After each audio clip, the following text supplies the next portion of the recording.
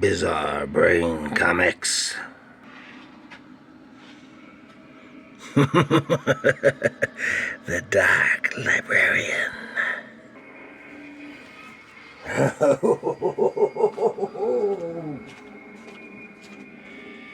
Oh, hello, my comic book fiends. This is your friend, the Dark Librarian here, for Bizarre Brain Comics. And I am here to tell tales of terror, here with the able assistance of my friend Mr. Bones, who he'll lend me a bony hand. And in his bony hands, who is our terror tome for today? This is this is The Creeps, number 7 from 2016. So it's not all that old, but it's old enough to be a tome of terror for the likes of us, yes. And in it, this is a magazine from Warrant Publishing, and The Creeps was their first title. And that is illustrated horror in the vein of the Warren magazines from the 60s and 70s and 80s. And it even features in this time when some of them were still around. It featured some of the creators from those Warren magazines. And remember, the Warren horror magazines, Creepy, Eerie, and Vampirella, were supposed to be throwbacks to the intention of being a throwback to the days of the EC horror comics. And early on, they did the same thing that Warrant did. They used a lot of the talent from those old EC comics in their early days.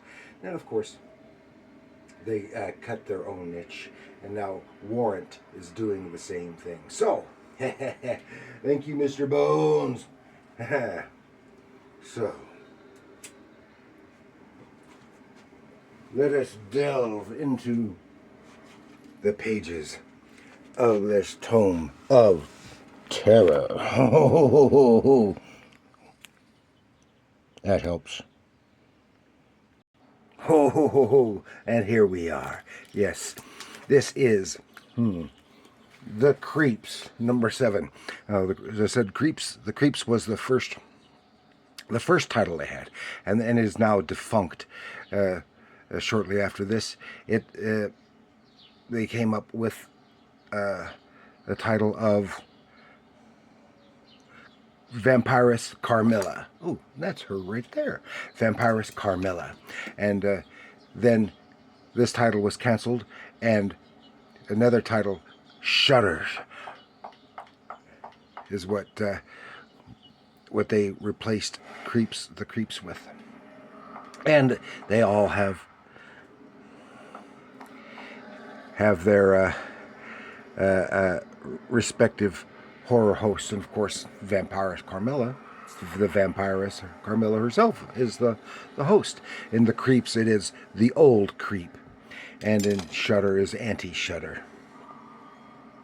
So, and here we have this wonderful, horrifying cover painting, and as it says here, it says, "New rich Corben art inside legendary Warren greats Basil Gogos, Richard Corben, T. Casey Brennan, and Nicola Cuddy."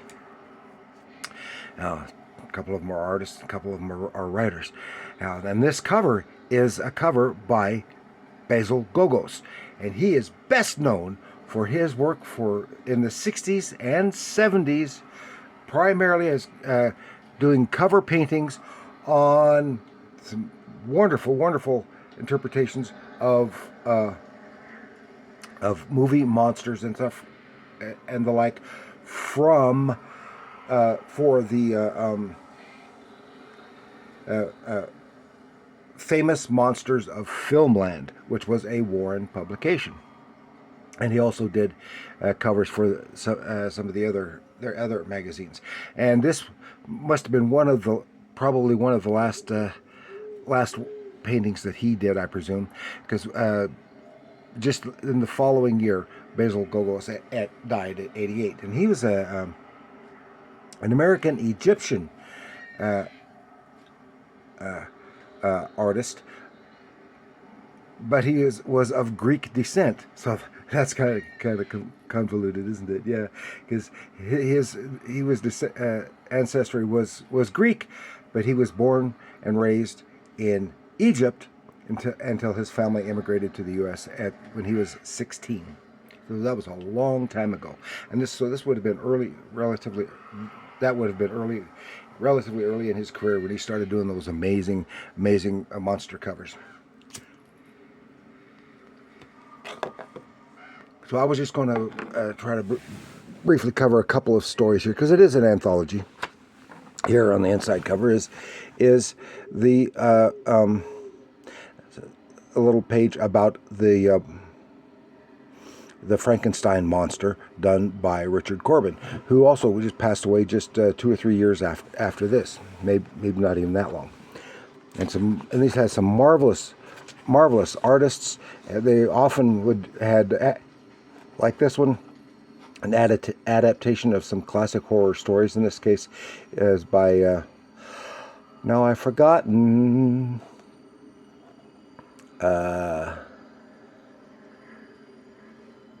Ambrose Bierce story, and then you can see here some great artwork there. I think in another version I covered that particular story.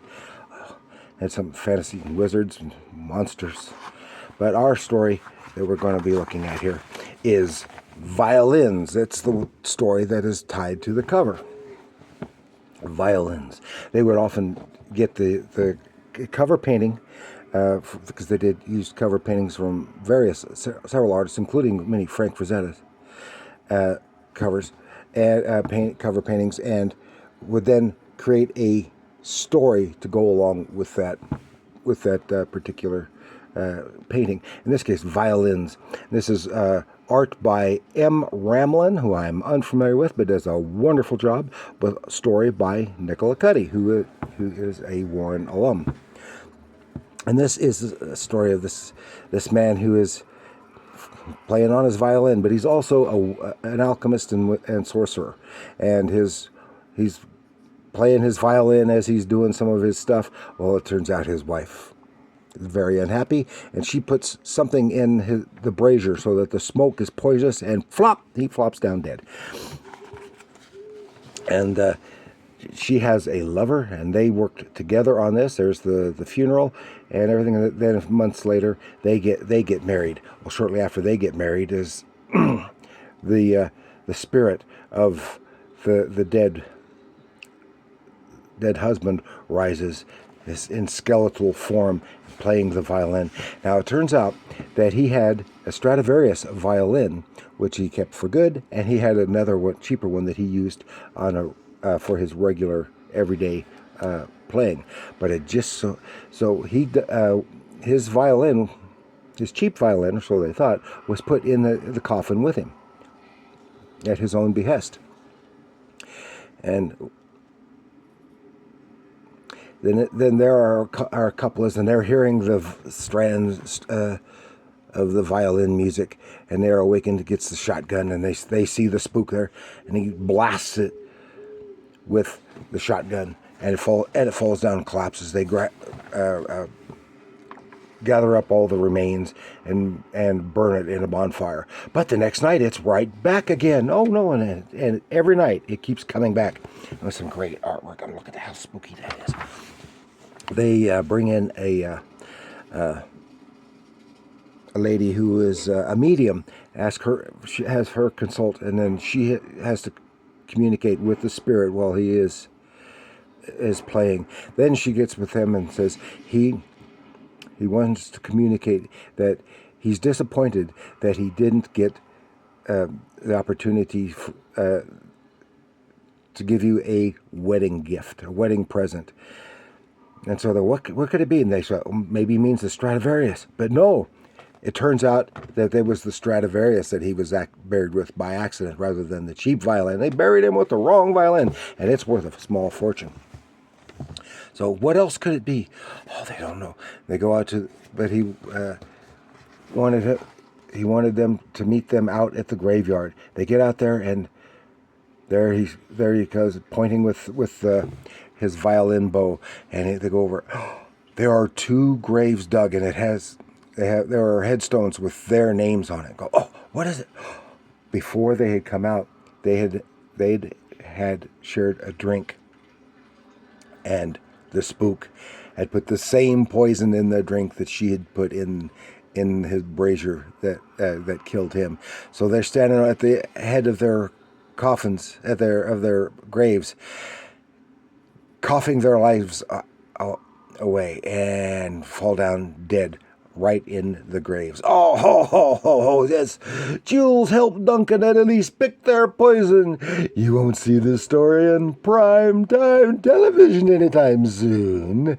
They've been cleaning up all the Saxon violins. Violins, get it? Always with the bad puns.